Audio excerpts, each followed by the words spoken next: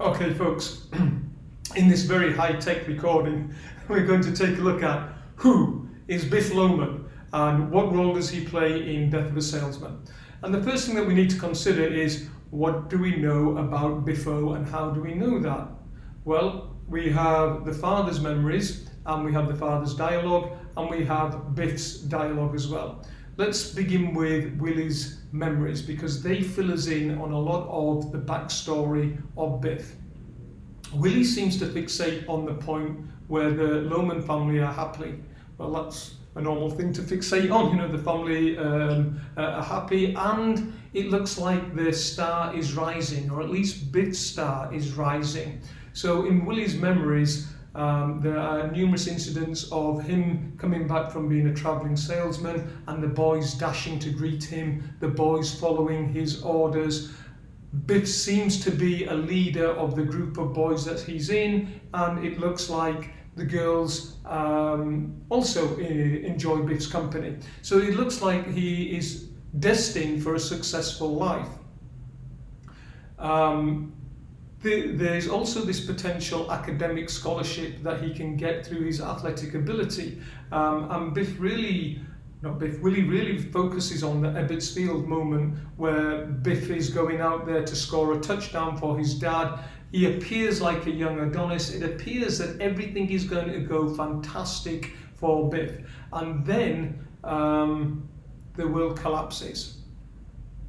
Biff fails his maths test, which means that he won't be able to take up the academic scholarships and go to university. One of the reasons that he fails his maths test is because Willy accentuates popularity over competency. So he doesn't drive Biff to study for the maths test. He would rather allow Bernard to hand in the answers. But actually, he fails the test and goes to see his dad to see if his dad's got any advice and can help him so that he can take up the scholarships, he could resit the test.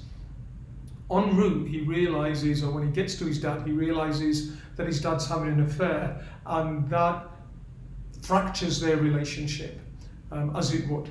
He sees his dad now as a liar, somebody who has not only deceived him, but deceived his mother, deceived the whole family. He thinks his dad basically is a fraud. He doesn't want to fulfill the dreams that Biff and Willy had set up for him. They had no value to him if this is how his dad behaves. And so he doesn't resit the maths test.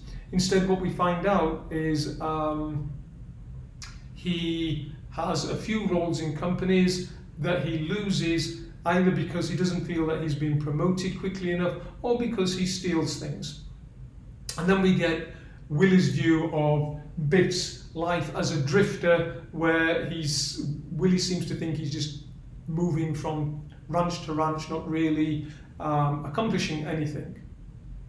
Set against this, we have Biff's dialogue with his family, and Biff confirms many of Willy's memories. However, there's some important discrepancies, and these discrepancies give us an indication as to the role that Biff plays in Death of the Salesman. So the main one comes with Bill Oliver. Biff has come back from working on the farms, and he's allowed himself to be talked into having one more go at forming a business. And he's going to ask a former employer 10 years ago to loan him $10,000. Let's be serious. $10,000 in the 1950s is a lot of money. It's a lot of money today, and it's a huge amount of money back then. But the family are convinced, the Loman family have convinced themselves that all Biff needs to do is walk in, shine his smile, and Mr. Oliver will open up the checkbook. But actually, that's not what happens. Biff sits and waits for 6 hours. And during this waiting period, he comes to a realization that there are the Loman stories about what happens, and there are what happens. And these two things are not the same thing. Biff remembers he was really just a shipping clerk. He left because he stole basketballs. And obviously, Bill Oliver does not open up his checkbook and offer him $10,000. Instead, Biff steals a pen and runs away and has this sort of utter recognition as to what is he doing with his life. And at this point, he goes back to the family and he's ready to confront them with the truth. So this will maybe show us what role that Biff is going to play. So let's just do a little salsa move over here. And 1, 2, 3, 5, 6, 7, and off we go. So really, let's combine Dweck and Dalio. And what we get there is pain plus reflection equals growth mindset. Biff has realized that half the time he hasn't been successful in his life because he was pumped up with stories about, you know, what he should be, what he was capable of. And he decides that, well, maybe he played a part in his lack of success. On top of that, he has stopped blaming Willy. So maybe, you know, when he first discovered the affair, there was a fracture between them and maybe he despised his dad to a certain extent, but that's past. He accepts himself for what he is and he accepts his dad for what he is. He realizes his dad doesn't have the tools to heal the family. He can't be that honest because it's too emotionally painful to be so. And Biff can accept that. He tries to confront him, but actually no longer blames the father. And in doing that, Biff releases himself. He releases himself from that part of the past. And then he does something else that's really mature. And that is, he defines success on his own terms. So instead of taking the dreams invested in him by the Loman family, you know, be a hotshot businessman, be a salesman, become rich, he realizes that for him, success has been out in nature.